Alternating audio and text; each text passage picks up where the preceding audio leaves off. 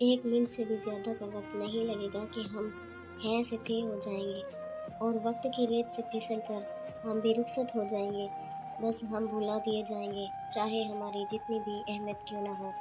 سبزی تولتے وقت تم اگر مکھی ترازو پر بیٹھ جائے تو کچھ فرق نہیں پڑے گا، لیکن یہی مکھی اگر سونا تولتے وقت ترازو پر بیٹھ جائے تو اس کی قیمت 10 سے 20 ہزار کی ہو جائے گی۔ یہاں وزن معنی نہیں رکھتا، آپ کس جگہ بیٹھے ہیں وہ اہمیت رکھتی ہے۔ اس لیے کوشش کریں کہ اچھی محفلوں میں بیٹھیں اور اپنا وقار بحال رکھیں۔ زندگی کا سبق یہ ہے کہ ہر چیز فانی ہے، نہ غم ہمیشہ رہتا ہے نہ خوشی۔ انسان کی اصل پہچان اس کا اخلاق اور رویہ ہے۔ وقت گزر جاتا ہے مگر کیے گئے اعمال ہمیشہ یاد رہتے ہیں۔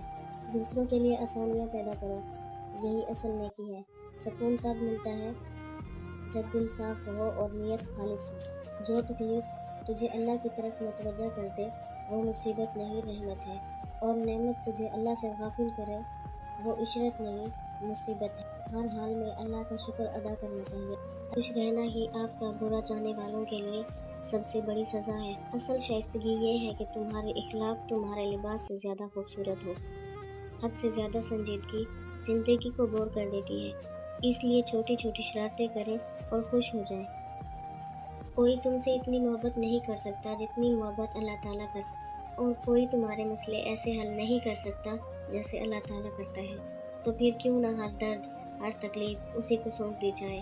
بس ایک بار کہہ دو، یا رب میں تھک گیا ہوں، وہ سب سنبھال لے گا۔